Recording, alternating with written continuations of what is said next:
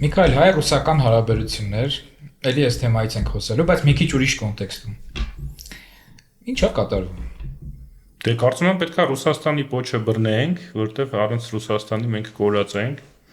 եւ այլ տարբերակ չունենք։ Հիմա որոշ մարդիկ կարող են ասել, որ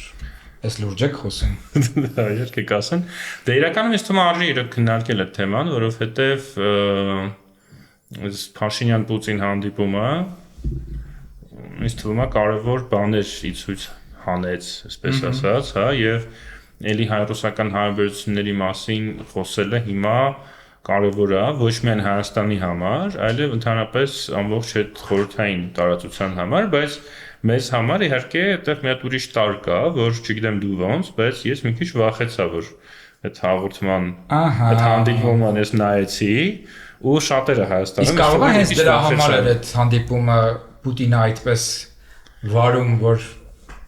վախենաս։ Դե ես երևի ու ես գտածի, որ այդ վախենալու փաստը ինքնին խոսում է նրա մասին, որ խնդիր կա այդ հայ-ռուսական հարաբերություններում,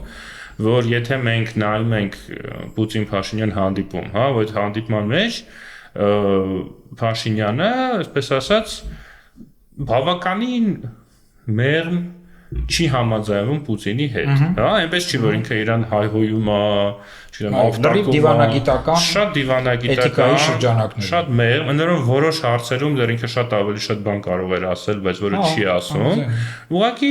այն հարցերում, որտեղ, այսպես ասած, անկախ պետության ղեկավարը չի կարող ուղղակի համաձայնվել, երբ որ ակնհայտորեն, հա, խառնվում են այդ պետության ներքին գործերի մեջ, ինքը այդտեղ ասում է ես համաձայն չեմ ու մի քիչ էլ այսպես բացատրում է ինչի համաձայն չի ու հայ գուցե ասենք կարելի էր այդ դեմոկրատիայի մասին կամ սոցիալական ցանցերի մասին գուցե այդքան երկար կարելի էր չխոսել, բայց մյուս կողմից այն որ մենք ինքներս մտածում ենք վայ, բայց կարողա պետք չէր ասել, բայց որ հանկարծ sense բան ասես կարողա գազը անջատեն, կարողա ինչ-որ վատ բաներ լինի, խոսում է նրա մասին, որ Հայաստանը լիարժեք ինքնիշխան պետություն չի, առնվազն Ռուսաստանի հետ հարաբերություններում կա կախվածություն, եւ սա երկու հավասար պետությունների ղեկավարների խոսակցություն չէ, սա կայսրության ղեկավարի եւ այդ կայսրության, այսպես ասած, վասալային պետության ղեկավարի միջև խոսակցություններ, բարձրապես այդ վասալային պետությունը ոնց որ ինչ որ անկախության նշաններ է ցույց տալիս ու փորձում է ազատվել այդ վասալային կախվածությունից։ Ես ճիշտ ասած հիշել էի հայոց պատմությունից Արշակ II-ի պատմությունը, որ գնում է Տիզբոն, հա, Շապու Հարքան իրան ինչ-որ հարցեր է տալիս եւ երբ որ Արշակ II-ը հայկական, այնտեղ հայկական հող են բերում, լցնում են, որ տեսնեն իրականում Արշակ II-ը պարսիկների հետ այսպես ասած համաձայնա թե չէ, ու այն պահին երբ որ Արշակ II-ը պարսկական հողի վրա է կանգնած լինում, ինքը ամենին համաձայնվում է, բայց երբ որ կանգնած է լինում հայկական հողի վրա,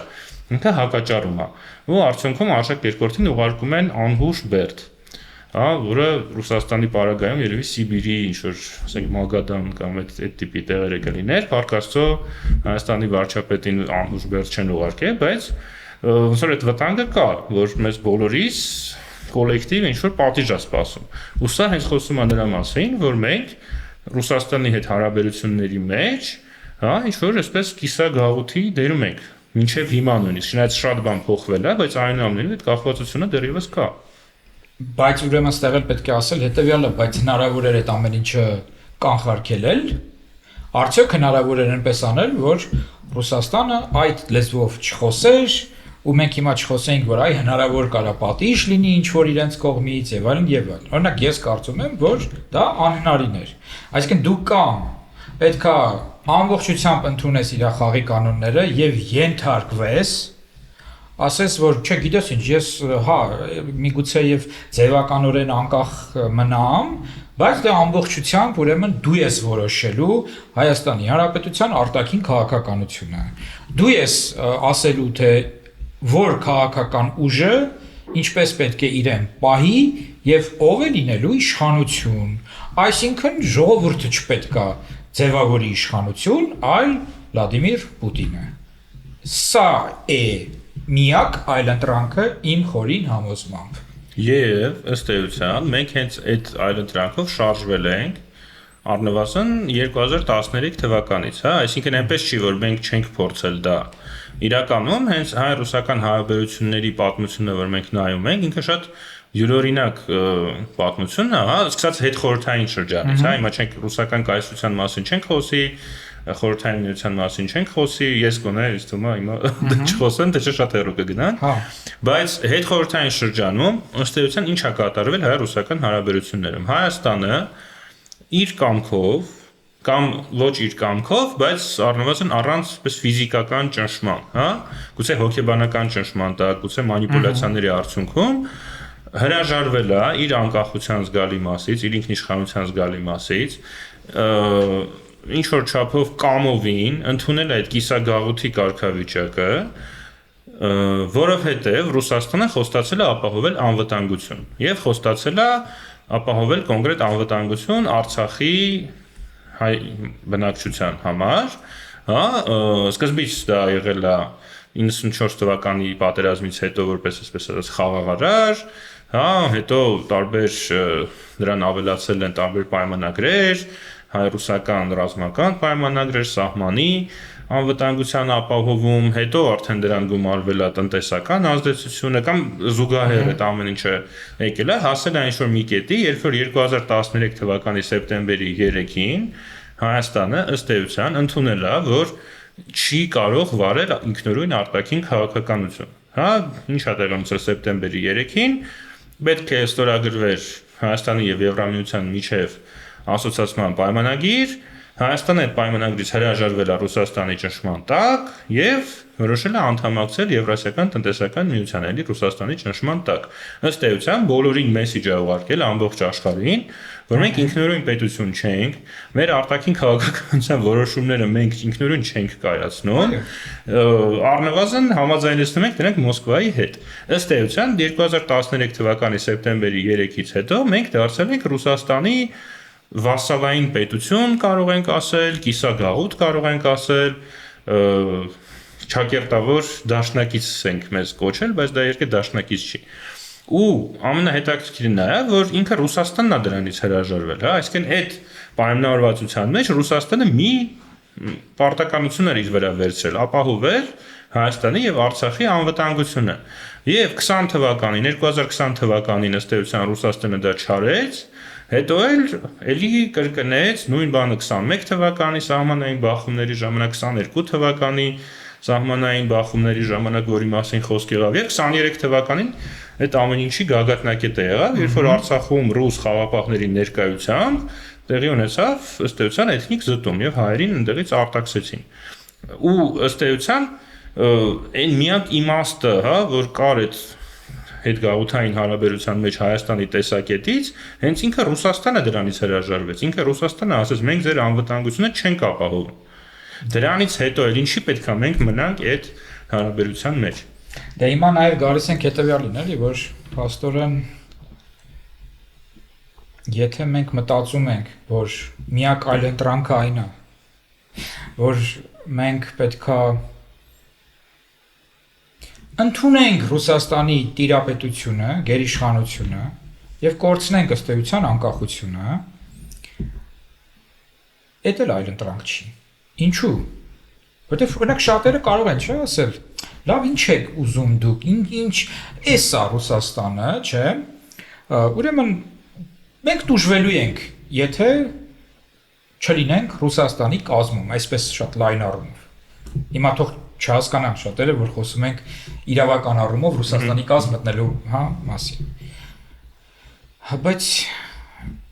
դա այլընտրանք չի, որովհետև եթե նույնիսկ դու այդ որոշումը կայացնես, ոչ միայն ոչ մի գարանտիա չկա, որ այստեղ մարդիկ անվտանգ են ապրելու, այլ ինչ որտեղ նաև հակառակը դու անընդհատ հարվածների տակ ես լինելու։ Որովհետև Ռուսաստանը, որը ունի կոնֆլիկտներ տարբեր պետությունների հետ, արևմուտքի հետ ընդհանուր առմամբ, հա, ըստ էության ներքաշելու է քեզ այս տարածքը, այս տարածքում ապրող մարդկանց այդ կոնֆլիկտի մեջ բնականաբար, եւ դու կրելու ես հավանաբար առաջի հարվածները, որովհետև կարող է ասենք Մոսկվայում կամ որոշ այսպես ավելի գլուբինկա, հա, այսպես ասած, այդ մասում մարդիկ չզգան այդ հարվածները ուղղակիորեն, բայց պերիֆերիա, իսկ այս դեպքում Հայաստանը պերիֆերիա է լինելու։ Ինքն առաջին հատվածը։ Հիմա տեսեք իրա վրա վերցնելու եւ նայեք բանը էլի ռուս-ուկրաինական պատերազմի ժամանակ ինչ է տեղի ունենում։ Որոշակի հատվածներ Ռուսաստանի, չէ, թիրախավորվում են Ուկրաինայի կողմից։ Այդպես է թե այդպես չէ, որ հատվածներն են հիմնականում թիրախավորվում։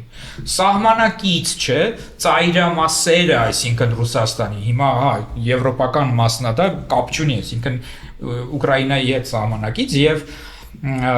Կուրսկայ օբլաստ, չէ, Բելգարոդսկայ օբլաստ, եթե չեմ սխալվում, մի խոսքով, այսինքն հիմա Հայաստանը լինելու է մի հատ այդպես օբլաստ,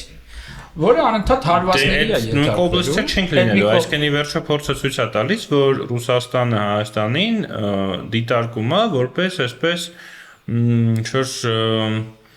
նույնիսկ ոչ լիարժեք գաղութ, հա, կամ ոչ լիարժեք մաս Ռուսաստանի, այլ ինչ-որ մի մաս, որի հաշվին կարելի է առևտուր անել Թուրքիայի եւ Ադրբեջանի հետ։ Այո, այսինքն ավելի Այսինքն ես հենց այդ է էլի փորձում ասել, որ նույնիսկ եթե մենք պես լիարժեք գաղութ լինեինք Ռուսաստանի, որ ասենք ի վերջո այդ գաղութային կայսրությունը նաեւ պաշտպանում է իր գաղութները, օրինակ այլ գաղութարարների հարձակումներից։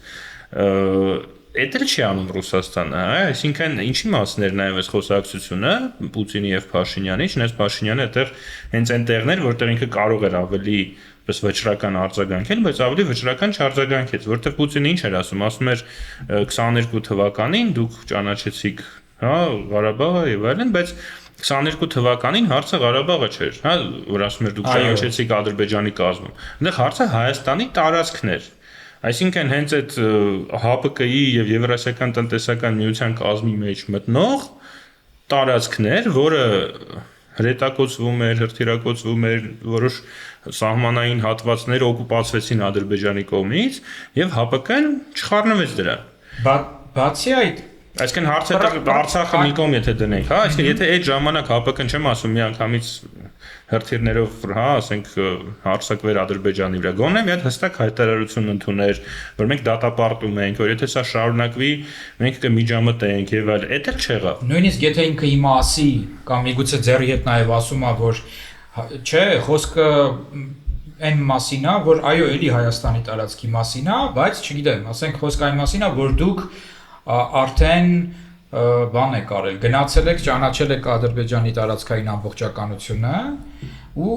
դրանով ես ոչինչ չէի, դրանից հետո ես ոչինչ չէի կարող անել։ Հիմա տեսեք, անկախ նրանից էլ, հիմա սա Հայաստանի տարածքի մասին է, Ղարաբաղի տարածքի մասին է,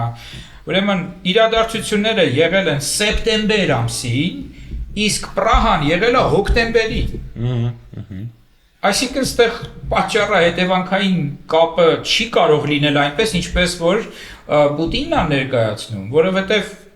չի կարող, չէ, այսինքն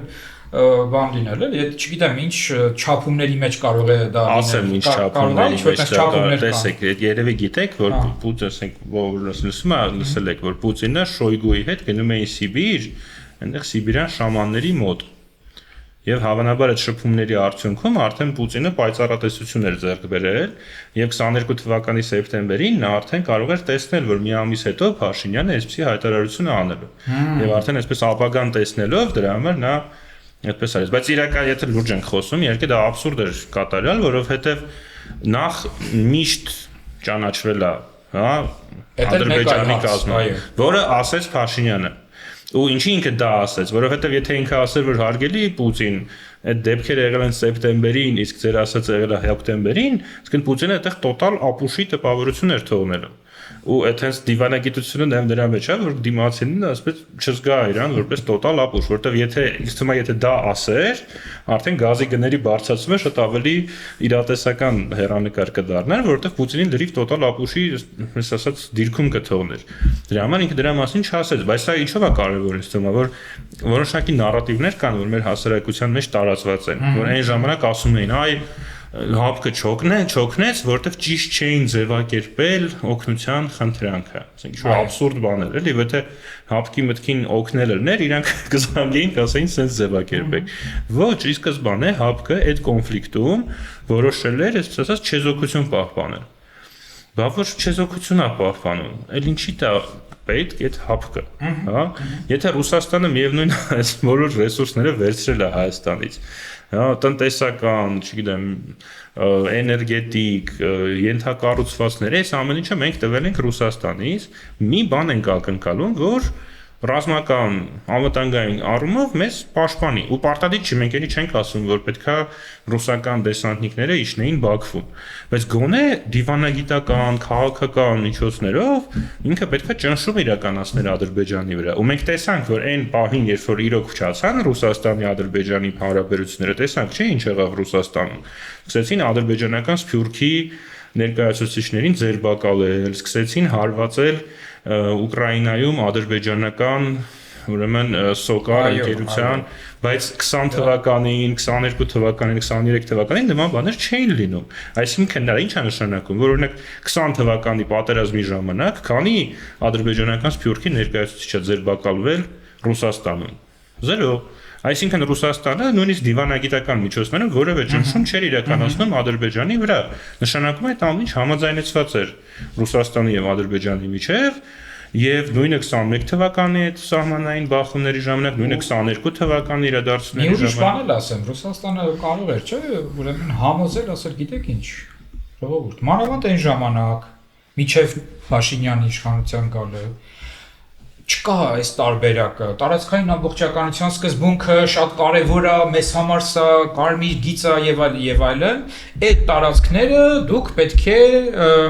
տաք Ադրբեջանի վերահսկողությանը, այսինքն դուրս գաք, ինչ որ կերպ անհնարին է, ուրիշ կերպ հնարավոր չի։ Ինքը հաստատ կարող էր դա ասել, բայց փաստորեն չի ասել դա։ Ու գիտես ինչի՞ց է երևում, որ այդպես չի ասել։ Հայինքը կարող է ասել, որ դե այնուամենայնիվ պետքա որոշ sense ինչ որ փոքրիկ զիջումներ անեք, որ ես կարողանամ Ադրբեջանի հետ էլ նաև խոսամ բան եւ այլն, բայց աչքով ասենց արել միշտ, որ այնց կանենք, որ հայկական կմնա, էլի, դուք արխային մնացեք, ինչպես ասում են, հա։ Այսօր երևում է դա նրանից, որ ասում է, բայց բա մենք ինչ անեինք, որ դուք ճանաչեցիք տարածքային ամբողջականություն։ Դրանից հետո դեր, այսինքն եթե չճանաչեր տարածքային ամբողջականությունը, այսինքն վերաճանաչեր իրականում, որովհետև միշտ էլ ճանաչված է եղել։ Այսինքն դուք ինչ չէիք անելու։ Դուք օգնելու էիք ինչ որ գործողություն էիք անելու, որ փաստորեն այդ տարածքը չպատկաներ Ադրբեջանին, որ Ղարաբաղի նկատմամբ չլիներ ադրբեջանական վերահսկողություն, դուք ինչ որ բան էիք անելու։ Այստեղ ընդհանրապես մի հատ հետաքրքիր բան կա, որ ասենք այդ ամեն ինչը որ Ռուսաստանը ասում է, ինքը ենթադրում է, որ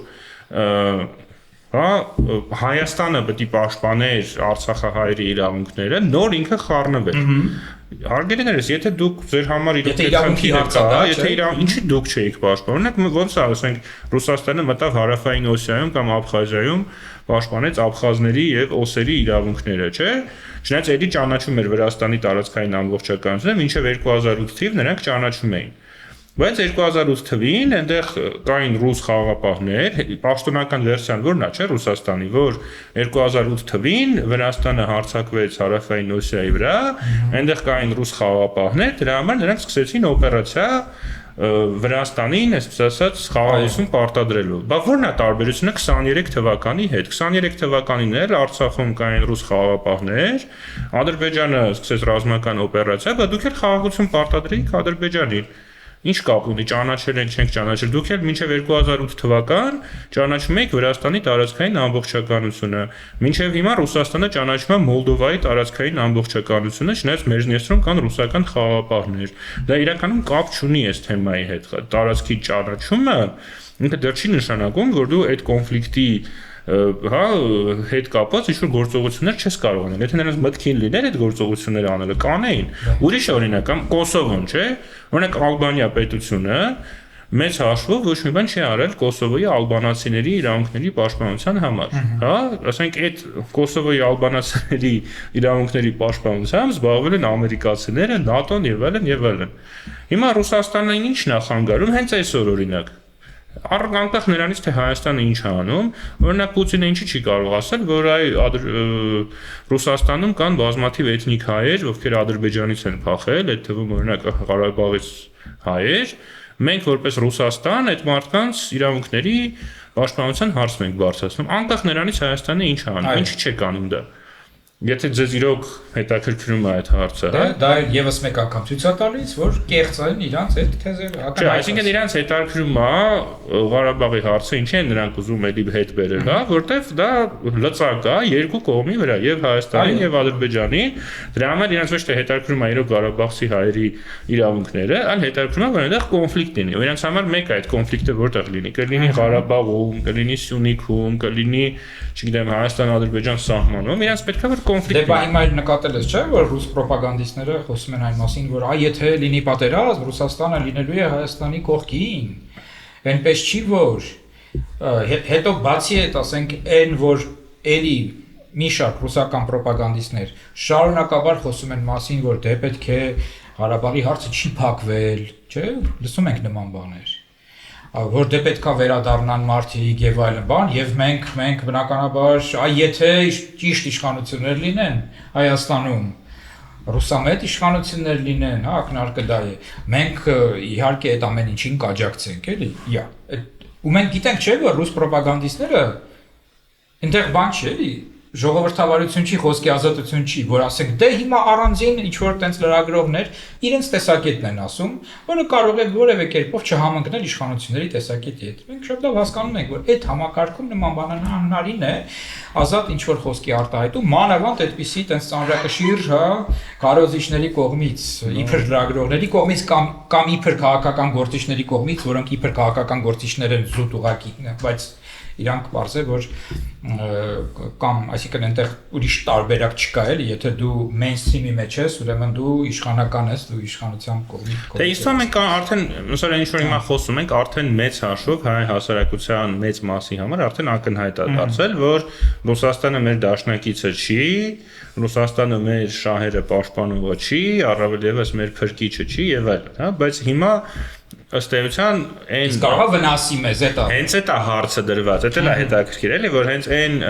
քաղաքական դաշտի այն մասը, որը ավելի շատ կարելի է որպես ռուսամետ բնորոշել,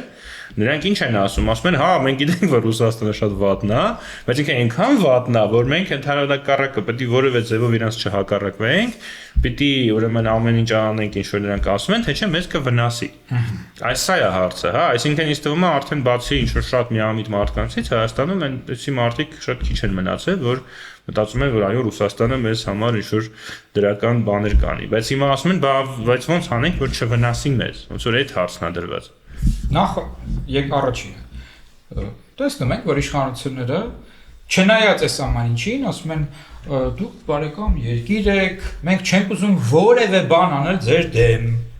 Հիմա օրինակ որոշ եվրոպացիների համար, որոնք կոնտեքստը չգիտեն, չէ, այս ամեն ինչը կարող նույնիսկ թվա մի տեսակ տարօրինակ, պատկերացրած եք, էլի, ինչ որ մեկը որ չգիտի ենթադրենք մեր կոնտեքստը։ Կասեմ մարդ, եթե դուք դեմոկրատական պետություն եք, ինչի՞ կան ընդհանուր խոսում, որ չեք ուզում Ռուսաստանին վնասել։ Բա Ռուսաստանը բոլորին վնասում է, բա պետքա դրան պաշտպանվել, չխոսել այդ մասին, էլի, որ վայ հանկարծ չվնասեք ձեզ եւ այլն։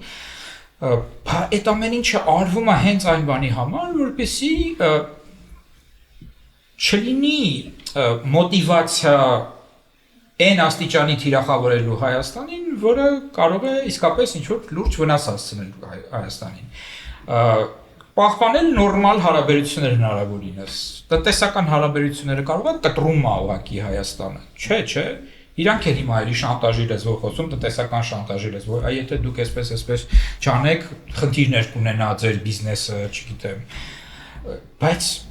արվում է, չէ, այդ ամեն ինչը միշտ է արվել։ Ախր չմոռանանք նաև, որ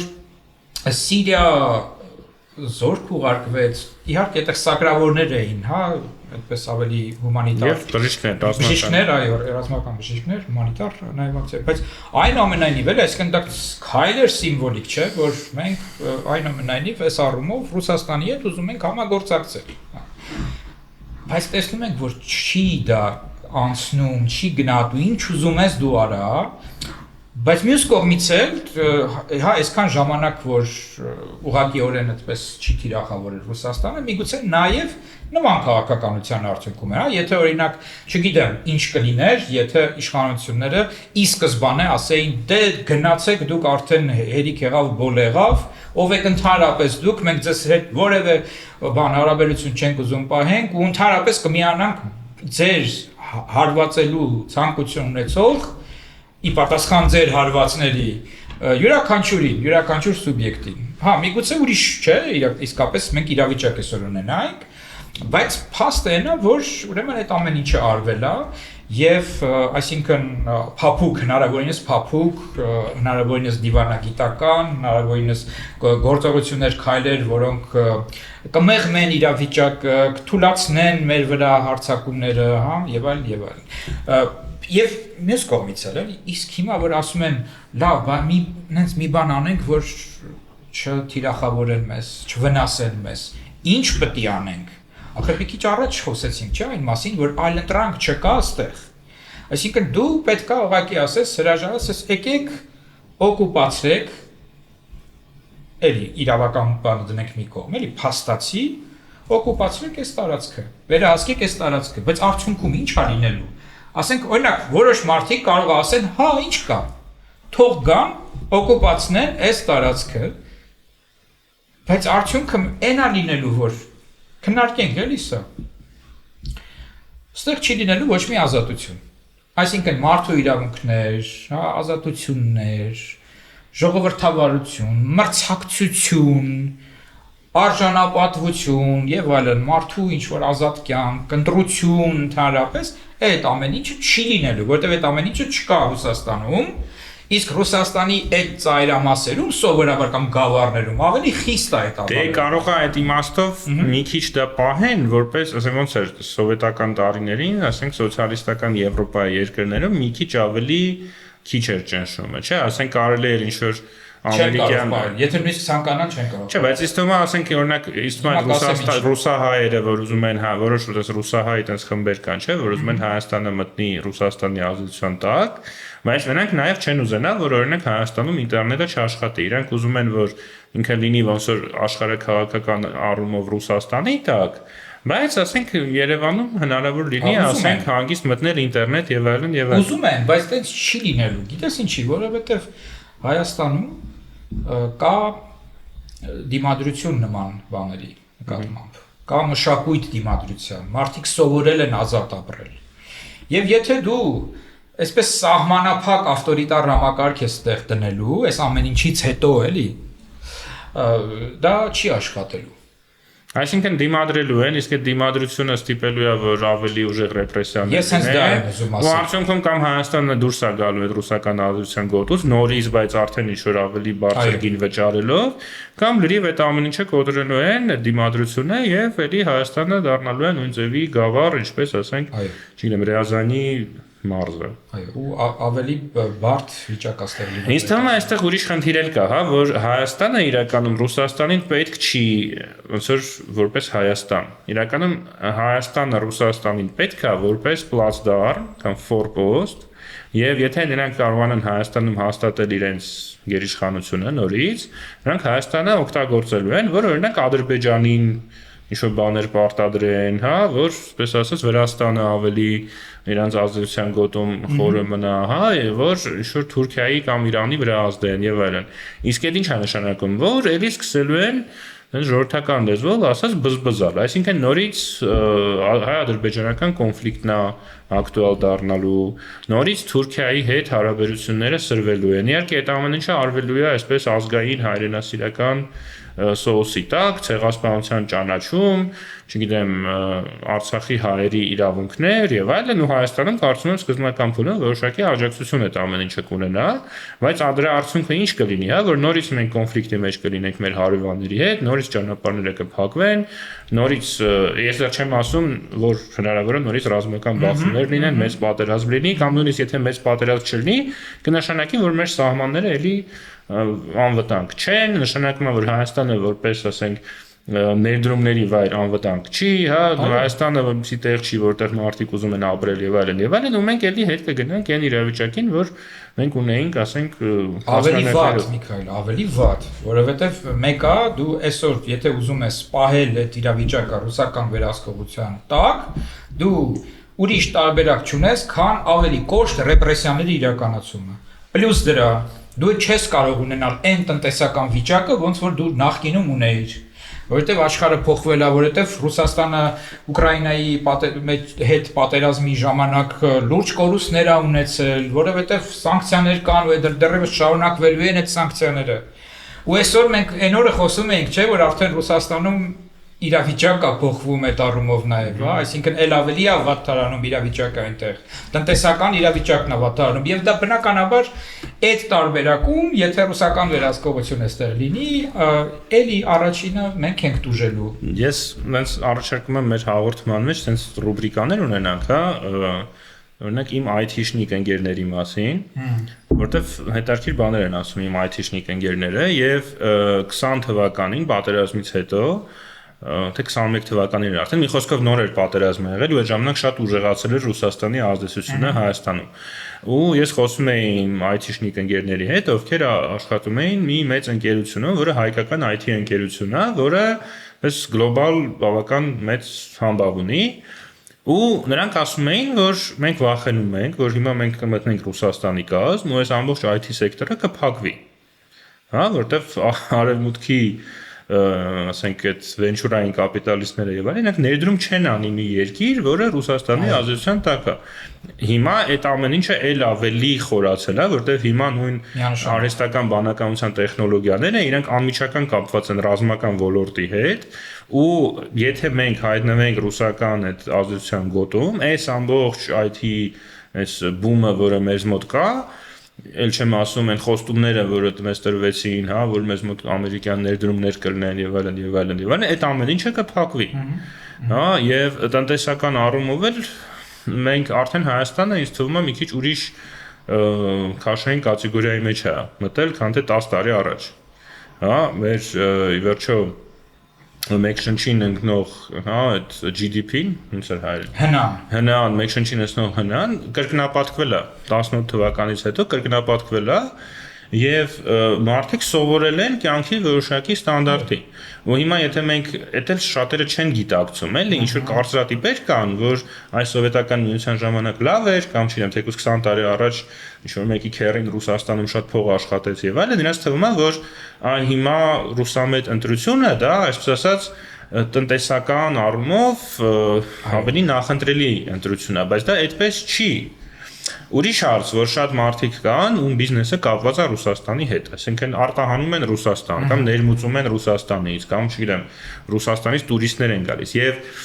այդտեղ իրոք խնդիր կա, հա, որտեղ ինձ շատ է պատահել, որ մարդիկ, ովքեր շատ այսպես ազատամիտ եւ ժողովրդավարական գաղափարախոսություն ունեն, բայց ասենք աշխատում են ինչ-որ մի ոլորտում, որտեղ կա իրական կախվածություն Ռուսաստանից։ Ու այդ մարդիկ ասում են, օրինակ մենք չգիտենք ինչ է լինելու, հա, այդտեղ ինձ թվում է խնդիր կա ու դեռ այսպես մեր քաղաքական ուժերը եւ կառավարությունը հստակ տեսլական մի տեսակ չեն առաջարկում։ Այդ տնտեսական կախվածությունը ոնց ենք հաղթահարելու, ինչով ենք փոխարինելու։ Որովհետև այդ խմբերը նշանակություն ունեն, չէ, մեր քաղաքական կյանքում բնականաբար ազդեցություն ունեն, իրենք այս կամ այն ձևով իրենք ընտրող են եւ այլն, այո, եւ բայց մյուս կողմից էլ մենք հասկանում ենք, էլի, որ յուրաքանչյուր իրավիճակում, յուրաքանչյուր փոփոխության նաև ժամանակ, ճգնաժամային իրավիճակների ժամանակ միևնույն է լինելու են ինչ-որ շերտեր, որոնք բուժելու են։ Բայց այստեղ փաստը այն է, որ այդ տարբերակով, այսինքն երբ որ մենք պահում ենք մեր անկախությունը, կարողանում ենք ազատությունը պահել եւ այլն, այո, ժամանակավորապես կարող են որոշակի շերտեր դուժել, բայց ընդհանուր առմամբ մենք շահում ենք։ Մենք ստեղծում ենք մեծամասնությունը միևնույնը շահելու է, իսկ ընդհանուր առմամբ վաղը մյուս օրը բոլորն են շահելու, նրանք, որոնք որ օրինական, այսպես ասած, գործնեություն։ Բայց այնուամենայնիվ ես կարծում եմ, որ մեզ մի քիչ պակասում է այն քննարկումը, թե մենք ինչ ենք ուզում տեսնել ապագայում, օրինակ հայ-ռուսական հարաբերությունները, մենք ինչ ձևաչափով ենք ուզում տեսնել։ Ասենք թե Ռուսաստանում իշխանության եկան ինչ-որ adekvat մարդիկ, հա, այդ Ուկրաինայի պատերազմը վերջացավ, ասենք Արևմուտքի հետ Ռուսաստանի այդ հակամարտությունը ակտիվ փուլը գոնե վերջացավ, հա, եւ Ռուսաստանը մեր ասենք չի սպառնում գազը թանկացնել, բայց ուղղակի ասում է լավ ժողովուրդ, ինչ եք ուզում դուք։ Okay։ Մենք պատրաստ ենք ձեզ հետ, ասենք Պուտինը գնաց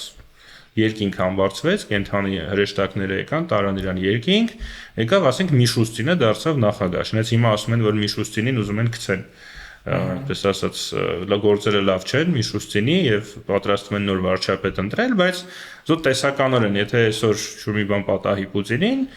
ինչքան հասկանում եմ Միշուստինն է դառնալու նախագահ, իսկ Միշուստինը բավական պրագմատիկ ինչ-որ անձնավորություն է, կամ Միշուստին պայմանական եմ ասում, ինչ-որ Պուտինի հերթ, ասենք, ինչ-որ Խրուշչով, եթե Պուտինին համարում ենք Ստալինը մահացավ, եկավ Խրուշչովը։ Հիմա գալիս է նոր ռուսական Խրուշչովը, սկսում է մարդկանց հետ հարաբերությունները կարգավորել։ Օրինակ Խրուշչովը Հարավսլավիայի առաջնորդ Տիտոյի հետ վերականգնեց հարաբերությունները, որը Ստալինի օրը փչացած էին։ Հիմա եթե համարենք, որ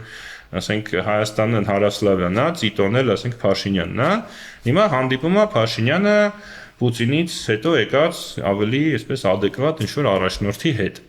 Ու իրան ասում են լավ, հիմա ինչ եք ուզում դուք Ռուսաստանի հետ ինչ հարաբերությունների մոդել եք ուզում։ Այսինքն դրա մասին մենք մի քիչ ոնց որ դեռ չենք խոսում, գուցե որտեվ դեռ շուտ է դրա մասին խոսելը, բայց ինձ թվում է օգտակար կլիներ, որ մենք որոշակի պատկերացում ունենայինք, թե այ ինչ հարաբերություններ ենք մենք ուզում ի վերջո Ռուսաստանի հետ։ Եվ ես օրինակ անձամբ ինձ եթե հարցնեք, ես չեմ ուզում որ մենք դրիվ ինչ որ պես ասած երկաթե վարակույրի տարբեր կողմերում հայտնվենք։ Ես կուզենայի, որ մենք հայտնվեինք այնպիսի մի վիճակում, որտեղ մենք եւ Եվրամիության հետ ինտեգրվեինք, բայց նաեւ պահեինք հնարավորությունը Ռուսաստանի հետ առևտրական կապերի ճամփորդելու, իհարկե չլինել ՀԱՊԿ-ի մեջ, իհարկե որ չլինի ռուսական ռազմաբազան։ Դե բայց քո ասած տարբերակը այնա, որ ուրեմն չի լինելու այդ երկաթյա վարակույրը, որ ասում ես չլինեին երկաթյա վարակույրի այս կողմում, այդ սցենարում երկաթյա վարակույր ուղղակի չի լինելու։ Չէ, դու նույնիսկ եթե լիներ երկաթյա վարակույր, մենք լինեինք ոնց որ այդտեղ մի հատ sense բան լիներ, բացառություն արվեր մեզ համար, որ մենք այդ երկաթյա վարակույրի մեջտեղում լինեինք ու համեն կողմի հետ դե այդպես հիմա փորձում ամեն ինձ կողմին։ Ըստ էության իշխանությունները այդպես են էլի։ Դե այսինքն ինձ թվում է ուղղակի շատերի մոտ վերաբերմունք կա, որ այսօրվա այս վիճակը ինքը ժամանակավոր վիճակ է, որ մենք կամ այս կողմ պետքա գնանք, կամ այն կողմ պետքա գնանք։ Դե ակնհայտ է մի բան, որ եթե այդ վարակույրը պահպանվում է, մենք ուզենք թե չուզենք, պետքա ընտրություն կատարենք ինչ-որ մի պահից սկսած։ Բայց կարող է դե Ռուսաստանն էլ է այդ ասում, չէ՞։ Եվ Ռուսաստանը իմիջիալոց, երբ Ռուսաստանը դա ասում է, ինքը այնպես է ասում, կարծես Հայաստանում դրա մասին չգիտեն ու ոչ մեկ դրա մասին չի խոսել։ Անձամբ ես օրինակ բազմաթիվ ասենք, հա, չգիտեմ ում անունը տամ, լավ, ավելի լավ է երևի անունը չտամ։ Թե տամ, լավ, ասենք Եղոյան Արմանը։ Երևի մի 1524 անգամ խոսել է հենց այդ մասին, որ բնականաբար դու չես կարող լինել երկու մաքսային միությունների անդամ միաժամանակ, պետք է ինչ-որ մի բանի ընտրություն կատարես։ Պարզ է դա, պարզ է, որ եթե մենք որը պատրաստ լինենք արդեն Եվրամիության մաքսային միության անդամ դառնալու, ուրեմն մենք ԵԱՏՄ-ից պետք է դուրս գանք եւ մտնենք այդ մաքսային միությունը։ Դե հա։ Ասելա, ինչի են իրենք դա ասում, սա էլ է հետաքրքիր։ Ասեմ ինչ են ասում։ Ես էլ լսում էի, քանի որ անուններ ենք տալի, ես էլ այս հաղորդմանը պատրաստվելու շրջանակներում լսում էի BBC ռուսական ոդքասթը, նա խոսում էր Կիրիլ Կրիվաշեևը, ռուսաստանցի լրագրող, որը հիմա արտագաղթել է Հայաստան եւ ապրում է Հայաստանում։ Ու ինքը ասում էր, որ Ռուսաստանը ասում է մոտավորապես հետեւյալը։ Հա, ասում է դուք ոնց որ հիմա Եվրասիական միության մեջ եք, օգտվում եք մեր Եվրասիական միության օգուտներից, բայց շարժում եք դեպի Եվրամիություն։ Ու ոնց որ երկու տեղից էլ կոպիտ ասած փող եք ստանում։ Հիմա եթե դուք պատրաստվում եք գնաք Եվրամիություն, հիմիկվանից մեզ ասեք, դուրս եկեք Եվրասիական տնտեսական միությունից ու գնացեք դեպի Եվրամիություն, որտեղ ասում է դուք հիմա ոնց որ մեզնից օգուտ եք ստանում, կոպիտ ասած մեզնից փող եք ստանում, բայց գնում եք դեպի Եվրամիություն։ Բայց Ռուսաստանն էլ է ստանում։ Դե այդ ուրիշ հարց է, այդ ասենք ես այդ դրան կպատասխանեի, որ բան է, այս պայդրության։ Դե հիմա երևի Պուտինի պատկերացման մեջ փոխադարձ շահեկան չի, որոշ տարօրինակ է, որտեղ ի վերջո Եվրասիական միություն մեզ զորով են, չէ՞, մտցրել։ Իհարկե։ Հա, այսինքն երևի հիմա մենք գուցե ինչ-որ շահույթ ստանում ենք, բայց օրինակ 13 թվականին ես հիշում եմ, երբ որ մենք մտնում էինք Եվրասիական միություն, շատ քննարկումներ կային, որ դա իրականում մեզ խանգարելու է, որովհետև շատ հարցերում, ասենք, մեր մոտ օրինակ եղած կարգավորումները ավելի առաջադեմ էին, քան ինչ որ կար Եվրասիական միությունում։ Հիմա գուցե այս բանին իրոք օգուտ ենք ստանում, չնայած այդ փաստարկն էլ իմ համար այնքան էլ համոզիչ չի, որովհետև Վրաստանը Եվրասիական տնտեսական միության անդամ չի, բայց ճիշտ ինչպես Հայաստանը, Ուկրաինայում պատերազմը երբ որ սկսվեց, հսկայական տնտեսական աճ սկսվեց նաև Վրաստանում։ Չնայած Վրաստանը Եվրասիական տնտեսական միության անդամ չի, այսինքն այն որ Ռուսաստանի եւ Արևմուտքի միջև հարաբերությունների վատթարացման պատճառով Հայաստանը տնտեսական որոշակի առաջընթաց ունեցավ, դա պարտադիր չի որ կապված լինի Եվրասիական միության անդամ լինելու հետ, որտեղ նույն Վրաստանը ելի ունեցավ այդ նույն առաջընթացը, չնայած Վրաստանը Եվրասիական տնտեսական միության անդամ չի, ավելին Եվրամիության հետ ունի ասոցիացիան պայմանագիր եւ ունի Եվրամիության հետ խորը եւ համապարփակ առևտրի գոտու այդ համաձայնագիրը, հա, բայց դրանով հանդերձ Վրաստանը նույն ձևի շահեց։ Հիմա եթե մենք Եվրասիական տնտեսական միության անդամ չլինեինք, ես համոզված եմ, որ էլի մենք էլի նույն ձևի շահելու ենք։ Գուցե ինչ որ հարցերով մի քիչ, բայց ինչ որ հարցերում էր կարող է մի քիչ ավելի շատ, այո։ Այո, ու ստեղ փաստորեն զուտ ուղղակի հոգեբանական քաղաքական բան է սա Պուտինի մոտ, որ չի կարելի։ Եթե գնում եք այս կողմ, ուրեմն դուրս եկեք։ Չէ, բայց տրամաբանություն ստեղ մի քիչ կա, որ ասենք օրինակ հիմա իրանք ասում են, որ դա բիմիկվանից մեզ ասեք։ Ասել ենք, օրենք ենք ընդունել։ Համար օրենք ենք ընդունել, ասում են գնում ենք Եվրամիության անդամ դառնալու ճանապարհով, էս էլ մեր օրենքը։ Այս մարդիկ ասում են, դե որ գնում եք, ուրեմն դուրս եկեք։ Մենք էլ ասում ենք, ինչի դուրս գանք։ Ինչի կարող ես ասել, հիմնավորես, ինչի պետք է հիմա մենք դուրս գանք։ Ասում են, դե որովհետև այդ երկուսը անհամատեղելի են։ Նորից էլի գալիս է այդ նույն պլաստիկան, այսինքն եղբայր անհամատեղելի են այն ժամանակ, երբ որ մենք մտնենք, բայց հələ չենք մտել, չէ, ճանապարհ ենք անցնում։ Այդ ճանապարհի ընթացքում, որտեղ որ մենք կանք, կարող ենք շարունակել մնալ, որովհետև դրանից այնպես է ստացվել։ Այո, իսկ այդ համաձայն եմ, որ դա բնականաբար զորով են այսպես ասած մեզ մցրել, հա, բայց այսօր հա փաստը այն է, որ որոշակի նաև շահույթ ենք ստանում, բայց եթե չլինեին կտեղը, ուրիշ տեղից այդ շահույթը կստանայինք եւ միգուցե ավելի շատ կստանայինք այդ շահույթը։ Հա, բայց Ռուսաստանը հա, բայց ինքը ասում է, որ այսօրվա դրությամբ դու շահույթ ես ստանում։ Ես էլ ասում եմ, հա, այսօրվա դրությամբ որոշակի բաներ ես էժան եմ հիմա ենթադրենք գնում։ Լավ։ Կարողանում եմ քո շուկա բանանել մուտք ունենալ լավ պայմաններով, ենթադրենք, թեև այդ որն է այդ լավ պայմանները, դա էլ է հարցել։ Դե այդ տնտեսագետների հետ պետք է խոսալ, ոչ ես, ոչ դու դրա մասնակից չեք։ Հա, բայց նաև գիտենք, որ ասենք վատ ապրանքը այնտեղ կարելի է վաճառել, իսկ Եվրամիությունում չի կարելի է վաճառել։ Ու դա բերում է նրան, որ ասենք մոտիվացիա չի լինում, որ ապրանքի որակը լավացնեն շատերը, չէ՞, մեր արտադրողները։ Հենց որ մի խոսքով, բայց այդ դրանք հիմա մի կողմ։ Հիմա ասում ենք, հա, բայց դու ես շահում ստեղից։ Այսինքն դու ունես օգուտներ այս ամեն ինչից, որն է իմաստը նման գործարքը, այսպես ասած, Թրամփյան բանով տերմինոլոգիայով, հա, եթե գնանք, այս գործարքը ենթադրենք ինչի պետք է մենք հիմա չեզոքացնենք։ Պուտինենք ասում են հետևյալը, որ որովհետև դուք անկառավարելի եք դարձել, այդ են ասում իրականում։ Մենք ուզում ենք, որ դուք մեր, այսպես ասած, վերահսկողության տակ լինեք, աշխարհաքաղաքական խաղերում բանում եւ այլն լինեք մեր կողմից, մեր վերահսկողության տակ։ Մենք ասում ենք, ընդհանրապես մենք չկանք աշխարհաքաղաքական խաղերում։ Հակառակը, մենք ասում ենք, իրենք չեն հավատում։ Իրանք չեն հավատում, ասում են, չէ, դուք կաք, դուք վերահսկվում եք արևմուտքի կողմից ու մեր դեմ գործողություններ եք անում։ Հիմա ինչ կապ ունի ստեղ, այսինքն չկա, չէ, այդ գործողությունը ձեր դեմ, բայց ինքը ասում է, չէ, կա։ Այմար չկա,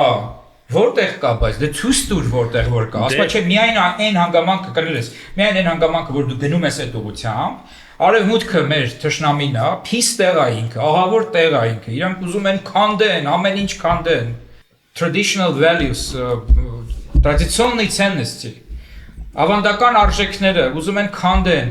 այդ լավ բան չի, մի գնացեք այնտեղ, եթե դուք գնում եք այնտեղ, ուրեմն դուք դառնում եք ինչ, մեր թշնամու ոնց որ բան, էլի։ Ընկերը։ Իսկ իմ թշնամու ընկերը իմ թշնամին է։ Հա, բայց հիմա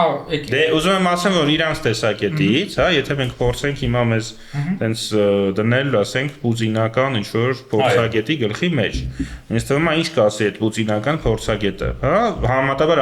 adekvat, ասենք կան այնտեղ մարդիկ, որոնք adekvat չեն ուղղակի ու դրանք շատանում են Ռուսաստանում, որովհետև միշտ այդպիսի փակ համակարգի պայմաններում ոչ adekvat մարդիկ շատանում են, նույնիսկ Հայաստանում շատ են ոչ adekvat մարդիկ, էլի, արի ընդունենք եւ փորձագետների մեջ եւ քաղաքական գործիչների մեջ, չնայած Հայաստանը նույնիսկ ամենավատ ժամանակ երբեք չի եղել այնպիսի փակ տոտալիտար համակարգ, ինչպեսին հիմա Ռուսաստանն է։ Դրա համար Ռուսաստանում շատ են ոչ adekvat մարդիկ, ովքեր ուղղակի իրացիոնալ ինչ-որ հիմարություններ են ասում, որտեղ իրանք ուզում են, որ Ռուսաստանը լինի կայսրություն, իրենց ոչ մի չի հետևում։ Բայց եթե ասենք վերցնենք ինչ-որ մեծ adekvat ռուս փորձագետ, ինձ թվում է ինքը հիմա բայց պրո կառավարական, ինքը կասեր, որ հարգելիներս, եթե դուք օրինակ գնայիք, փորձեիք, մտնեիք, ասենք, չգիտեմ, արաբական ծոցի երկրների հետ,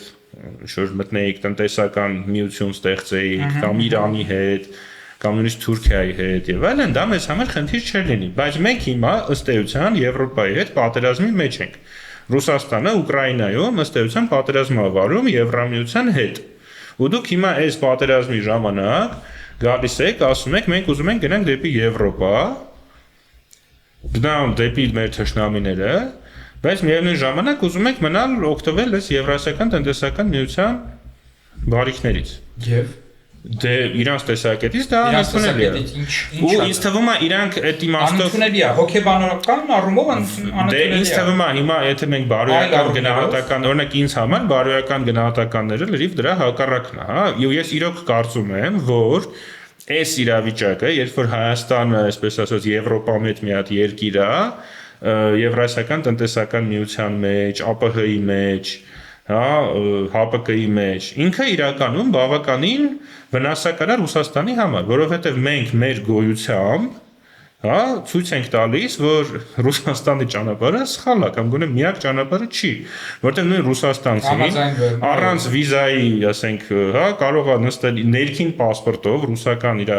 անձնագրով, կարող է նստել, ասենք, չգիտեմ, Չելյաբինսկից ինքնաթիռ, գալ Երևան ու ասենք նույն է Telegram-ը, որը փակ է Ռուսաստանը մտնի Telegram, գնա ինչ-որ սրճարան, այնտեղ կողքի սեղանին, ասենք, շեմ ամերիկացիներ, ֆրանսիացիներ նստեն ու ինքը հասկանա, որ ասենք կարելի է նաև սենց ապրել։ Օրինակ Գերմանիա ինքը չի կարող գնալ, որովհետև վիզա չեն տա։ Այն մարդիկ ում վիզա կտան, ինքը երևի հետ չի գա Ռուսաստան։ Հա, բայց մեծ մասը կարող է գալ Հայաստան ցանկացած պահի։ Ու դրա համար իրանք ոնց որ իրանց տրամաբանության մեջ, այդ իրանց տոտալիտար տրամաբանության մեջ, իրանք ասում են, եթե դուք մեզ հետ նույն համակարգում եք, պետք է ապրեք նույն օրենքներով, ինչ որ մեզ մոտ է։ Այսինքն կոպիտ ասած, ձեզ մոտ է ինտերնետը պետք է անջատվի։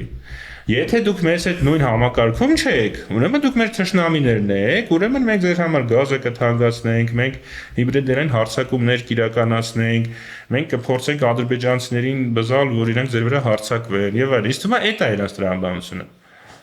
Այո։ Հիմա բացառությամբ մենք ինչ անենք, ո՞ն ինչ ենք դրա պատասխանը։ Առաջինը դա նշանակում է, որ փաստորեն ավելի շատ իմիջի, հոգեբանության ոլորտից է այս ամեն ինչը։ Որտեվ ռացիոնալ բան, որ ասենք, այսինքն Հայաստանը չի անում մի բան, որը իսկապես տես դու հիմա կարող ես ասել, որ իրանց տեսակետից դա վնասում է, քո գոյությունը ուղղակի որ։ Չէ, լավ, քո ազատ լինելը, բայց մտածված, ահա, այդ գտա տարբերակը։ Հայաստանը որևէ բան մտածված Ռուսաստանին հենց վնասելու բան չի արել։ Բայց իրենք չեն հավատում դրան, չեն վստահում, ասում են, չէ, դե դուք արդեն եթե դուք սենց բաներ եք անում, ուրեմն վաղ ամիսօրը դες նաև մեզ վնաս կտակ։ Հիմա ամեն դեպքում, լավ, այդ ճիշտ բարձրացնում։ Հիմա արդյոք կարող է Հայաստանը ինչ որ Ռուսաստանին, այսպես ասած, ռացիոնալ ձևով բացատրել այդ քո ասածը ու ինչ է պահանջում դրա համար։ Օրինակ, կարող է Հայաստանը պետքա հստակ ասի, որ հարգելի Ռուսաստան, մենք այո գնում ենք Եվրամիություն, բայց ՆԱՏՕ մտնելու հարց մենք չենք դնում ու երբեք չենք դնելու։ Դե երբեք չենք դնելու այդ չգիտենք ինչ կլինի ապագայում, բայց այսօր գոնե դա հստակ հայտարարվի, որ մի քիչ նյարդերը հանգստանան, ասենք Ռուսաստանցի մեր սիրելի գործընկերներին։ Հնարավոր է։ Բայց չի լինի մեր ինքնիշխանությունից հրաժարվել։ Դե հիմա եթե վաղ Ուկրաինան օրինակ հայտարարի դրա մասին, դա կլինի, որ ինքը հրաժարվում է իր իշխանությունից։ Օրինակ ես Ուկրաինայի տեղը լինեի, վաղուց կհրաժարվեի, որտեղ այդ ՆԱՏՕ-ն այսօրվա դրությամբ ակնհայտ է, որ ոչ մի բան չի փոխում։ Օրինակ իրականում ես կարծում եմ, որ գուցե այս ամբողջ կոնֆլիկտի արդյունքում ինչ որ նոր անվտանգային ճարտարապետություն կառաջանա, որտեղ ՆԱՏՕ-ն երևի կպահպանվի որպես ինչ-որ sense մեծ կառույց, բայց այդ ՆԱՏՕ-ի շրջանակներում կամ նույնիսկ ՆԱՏՕ-ից դուրս կառաջանա ինչ-որ դաշինք արևելաեվրոպական պետությունների, ասենք Ֆինլանդիայից մինչև Վրաստան ու գուցե Հայաստանն էլ մտնի դրա մեջ, հա, որտեղ հիմա որ նայում ես մեջբալթյան պետությունները Ֆինլանդիան, Լեհաստանը, իրենք շատ լուրջ են տրամադրված որպեսզի Ռուսաստանին դիմադրեն։ Իսպանիան, ասենք, մեծ հաշվով թքած ունի այդ ամեն ինչի վրա, հա։ Ամերիկան դե թերապես Թրամփը ՆԱՏՕ-ից ոնց որ ավելի շատ է քննադատում ՆԱՏՕ-ն, քան Պուտինը, հա։ Դրա համար գուցե օրինակ Հայաստանը կարող է այս իրավիճակում ասի, որ գիտեք, ինչ մենք ՆԱՏՕ չենք մտնում։ Բայց լավ, այդ կարող է։ Իսկապես դա տարբերակ է, էլի։ Բայց արի մի հատ sense մի բան։ Ենթադրենք, այո, հայտարարում ենք դա։ Բայց Պուտինը ինչ է այսօր ասել։ Մենք հիշենք վերջի հանդիպման ժամանակ։ Ասում եմ կան պրոռուսական քաղաքական ուժեր, որոնք պետք է մասնակցեն ընտրությունների։ Մեկը կա, որ ասում է ռուսական անձնագրով ընդհանրապես չնայած դրան ասում է ինքը նստած է, թե ինքը նստած չէ, ուղղակի տնային կալանք է ասի։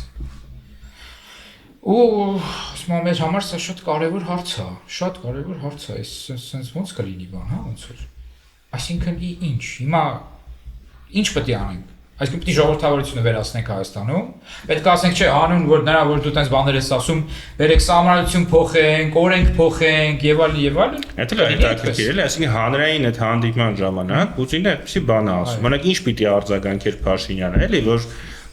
ասենք կամ սկանդալ չլիներ, կամ դա ուղղակի լրիվ ինքնիշխանությունից հրաժարվելուց Իհարկե, բայց հենց դա հարցը։ Ու դու ուզես չուզես, դու պետք է ասես կներես, բայց օրենք կա, ժողովրդավարություն կա, սա է մերը։ Մենք դրանից չենք հրաժարվում։ Ու էլի, տես ինչ է ստացվում։ Գալիս ենք դրան, որ հաստատել ես ամեն ինչի այլընտրանքը, այն է լինելու, որ դու ասես, հա, դու ես որոշող, այստեղ ամեն ինչ, ստեղ չի լինում ազատություն, ստեղ չի լինում ժողովրդավարություն, արի վերահսկողությունը սահմանի, դարձրա ծայրա գավառ Ստեղ չի լինի ոչ մի ստաբիլություն դրանից հետո, ոչ մի բարգավաճում, ոչ մի ազատություն, տարածքային ով որ կմնա, կապրի մի ձևի յոլա կգնա եւ այլն։ Էսա ուրիշ ալտերնատիվ չունենք ստեղ, մի կար։ Հա, դե ինձ թվում է այդ լավ է, որ sense արդեն ամփոփելու ոնց որ ձևով եկանք էլի սկզբին, ու ինձ թվում է հենց էսա խնդիրը, էլի, որ սովորաբար կայսրությունները գոնե առաջարկում են կայունություն Հա, այսինքն եւ խորհրդային միությունը, եւ ռուսական կայսրությունը, եւ բրիտանական կայսրությունը, եւ չգիտեմ հռոմեական կայսրությունը, իրենք յուրաքանչյուրը առաջարկում էին խաղաղություն, հա, չգիտեմ, Pax Romana, հռոմեական խաղաղություն, Pax Britannica, բրիտանական խաղաղությունը էդ էին առաջարկում։ Այսօրվա Ռուսաստանը նույնիսկ դա չի կարող առաջարկել, որովհետեւ այսօրվա Ռուսաստանը ինքը պատերազմի մեջ է, ինքը իր սեփական անվտանգությունը չի կարողանում ապահովել Առավել ևս ինքը չի կարող լինել որևէ մեկի երաշխավորը եւ այս պարագայում ինձ թվում է նաեւ որ այն որ Հայաստանի ղեկավարը այս խոսակցության մեջ, այսպես ասած, բավականին հա ամուր էր իրան զգում, հա դա պատահական չի։ Այսինքն սա այնպես չի որ ինչ-որ sense ուղակի sense քաջություններ կամ ինչ-որ համարձակություններ, որի համար մենք բոլորս հետո պատժվելու ենք։ Ինձ թվում է սա ուղակի նշան է, որ ժամանակները փոխվում են, որովհետև նույն բանը ուրիշ ձևերով արել է, ասենք, Ղազախստանի ղեկավարը, նույն բանը ուրիշ ձևով արել է Ադրբեջանի ղեկավարը, նույնիսկ Բելարուսը, ասենք, վերջի փուլում Լուկաշենկոն այսպես հայտնվել էր լրի վասալի դիրքում, բայց նույնիսկ նա է փորձում ինչ-որ ձևով դուրս գալ այս ազդեցությունից, չէ՞, ամերիկացիների հետ ինչ-որ հարաբերություններ է հիմա կազմակերպում, խաղաղբանտարկյալներին է բաց թողում, Թրամփը նրան գովում է։ Այսինքն սա ընդհանուր միտումն է, սա միայն Հայաստանի մասին չի խոսքը, սա ընդհանուր այդ ռուսական նեոգաութային կայսրության թուլացման նշաններից մեկն է։ Եվ այս իմաստով ես կարծում եմ, որ մենք իհարկե պետք է մի քիչ անհանգստանանք, բայց երևի պետք չի շատ վախենալ, որովհետև սա ընդհանուր պատմական այդ միտումն է եւ մենակ մենք չենք, որ այս հայտնվել ենք այս իրավիճակում։ Եվ կարծում եմ ունենք նաեւ այլ ընտրանքներ։ Եվ գնում ենք այն ուղղությամբ, որ այդ այլ ընտրանքները շատ լինեն, Եվ հնարավորինս նաև արագ այդ դիվերսիֆիկացիան տեղի ունենա, որտեղ է դա գուցում այստեղ։ Բայց ինչպես ասում էր մեր քաղաքական գործիչներից մեկը, այդ մասին հաջորդ դասին։ Այո։